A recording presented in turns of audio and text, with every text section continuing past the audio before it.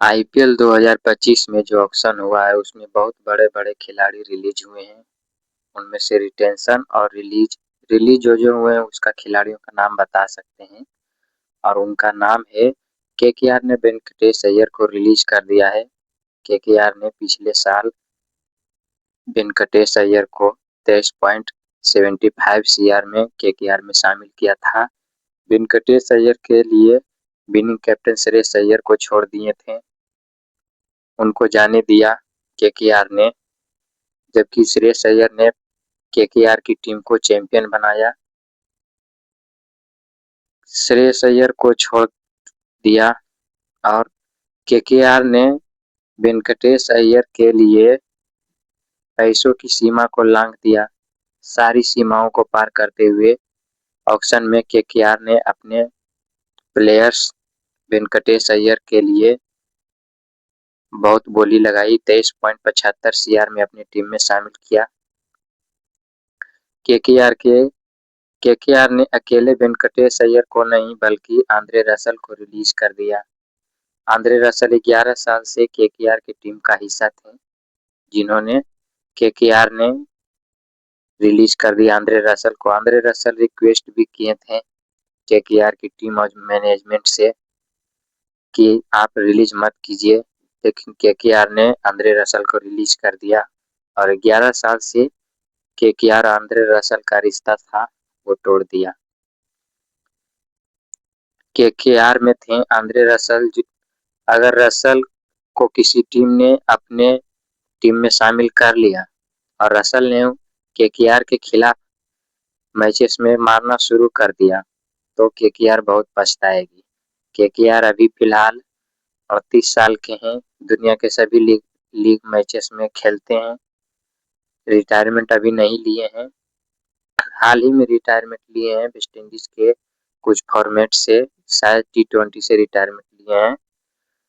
सबसे ज्यादा झटका लगा मुझे सीएसके ने पथिराना को रिलीज कर दिया, जिसे धोनी ने अपने तराशा था और खोजा था।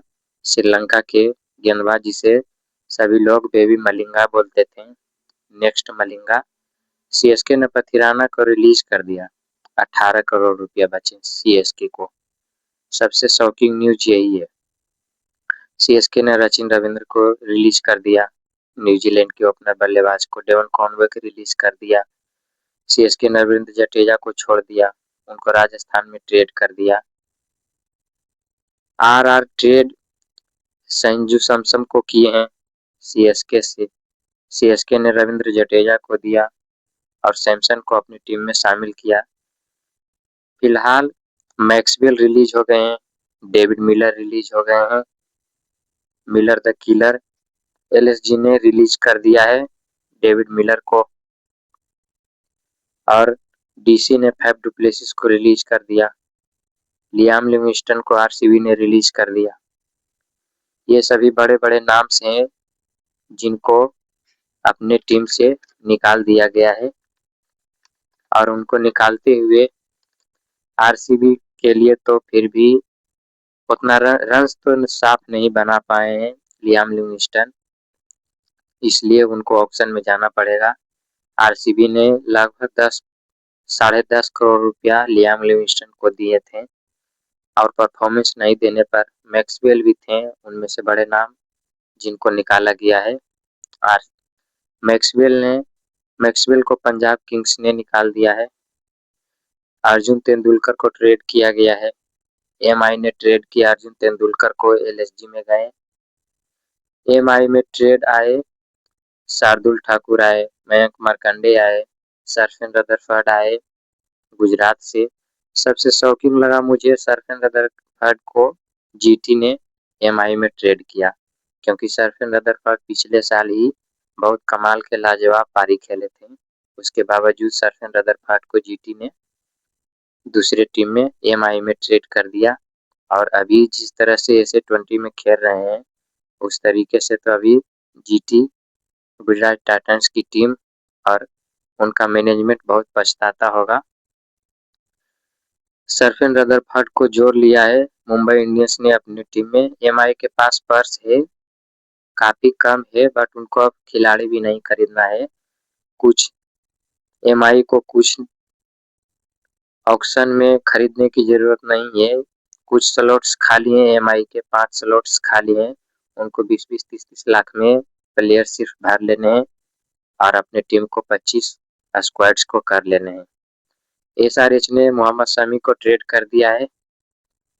एसआरएच मोहम्मद शमी को एलएसजी में शायद ट्रेड किए हैं। एसआरएच के पास 25.5 सीआर बचे हैं।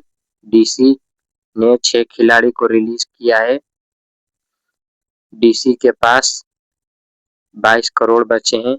केकेआर ने 9 प्लेयर्स को रिलीज कर दिया है, जिनमें मोइन अली है और क्विंटन डी कॉक हैं, रहमानुल्लाह गुरबाज हैं, रसल हैं, मयंक मरकंडे हैं और सीएसके ने 7 प्लेयर्स को रिलीज कर दिया है और उनका पर्स बचा है 43.5 सीआर बचे हैं। पंजाब किंग्स ने मैक्सवेल को रिलीज कर दिया है। शॉकिंग न्यूज ये है कि पंजाब किंग्स ने जॉश इंग्लिश को रिलीज कर दिया है, जो कि फाइनल में बहुत अच्छा खेले थे। फाइनल में ही नहीं, सारे मैचेस में जॉश इंग्लिश शुरुआती से ही बॉलरों पर प्रेशर्स बनाते रहते हैं, कुछ शॉट्स खेलते रहते हैं। फाइनल में जिस तरीके से बल्लेबाजी कर रहे थे, उस तरीके से अगर 2-3 ओवर और रहते तो मैच निकाल कर ले जाते। जॉश इंग्लिश जिस तरीके से खेलते हैं, ऑस्ट्रेलियाई विकेट कीपर हैं। शमी को एलएसजी ने ट्रेड कर लिया है। एसआरएच से एलएसजी में अब चले गए हैं मोहम्मद शमी। और पंजाब किंग्स ने मार्कस स्टोइनिस को भी रिलीज कर दिया है। पंजाब किंग्स की ये दूसरी सबसे बड़ी गलती थी, क्योंकि मार्कस स्टोइनिस अच्छे ऑलराउंडर हैं। जिस तरीके से बैटिंग और बल्लेबाजी करते हैं, फील्डिंग, बैटिंग में तो वो शतक लगाए थे 120 सीएसके के खिलाफ शायद 2024 में या 2024 में ही लगाए थे, जिन्होंने शतक जड़कर एलएसजी से खेलते हुए सीएसके को मैचेस हराए। और नीतीश राणा एसआरएच से डीसी में चले गए हैं।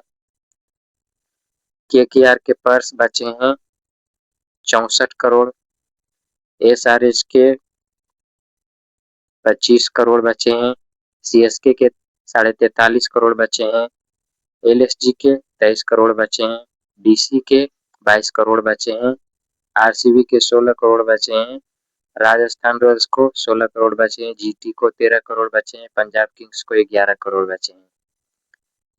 और केकेआर को स्लॉट्स भरने हैं कितने? केकेआर को 13 स्लॉट्स खाली हैं, उनको भरना है।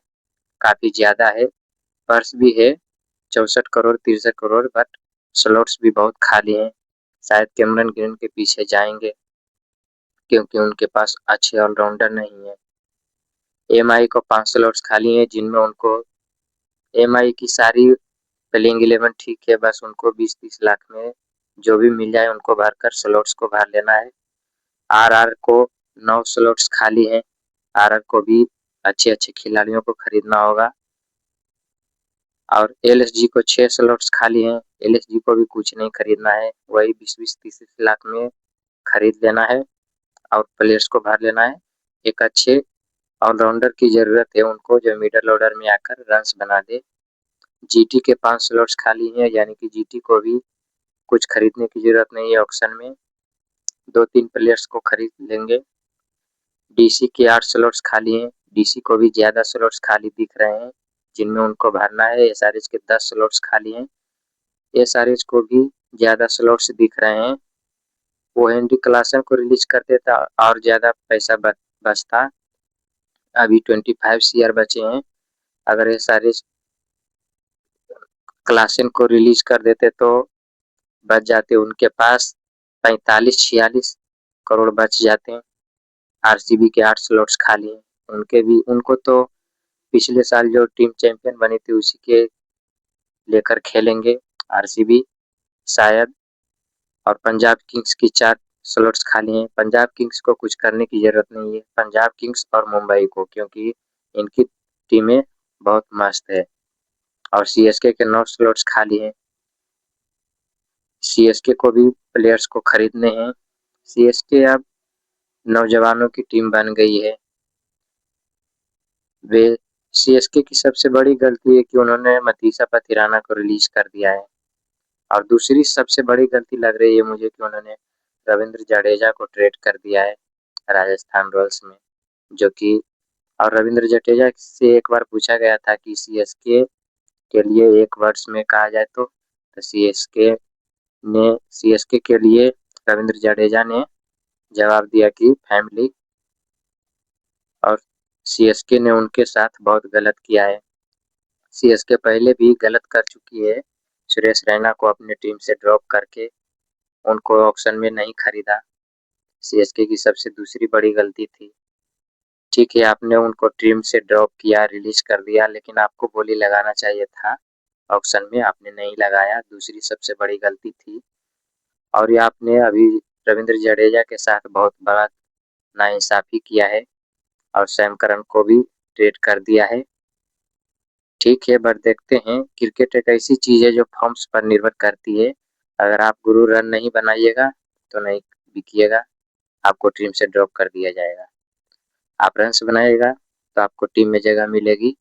रविंद्र जडेजा, अगर उनको पिछले कुछ मैचेस को निकाल कर देख लिया आईपीएल में, तो उनको ज़्यादा विकेट्स नहीं मिले हैं और बैटिंग भी नहीं अच्छे से किए हैं, इसलिए शायद सीएसके उन्हें ड्रॉप किए। मुझे नहीं लगता कि सीएसके इसलिए ड्रॉप की है क्योंकि महेंद्र सिंह धोनी का ये लास्ट आईपीएल हो सकता है 2026, इसीलिए एक अच्छे विकेट कीपर के तलाश में संजू सैमसन को अपनी टीम में शामिल किए हैं। पर देखते हैं सीएसके आईपीएल में किसको ऑक्शन में किसको किसको खरीदती है, और ऑक्शन में बिकने वाले खिलाड़ियों को, सोल्ड होने वाले खिलाड़ियों के नाम बताएंगे। जय हिंद।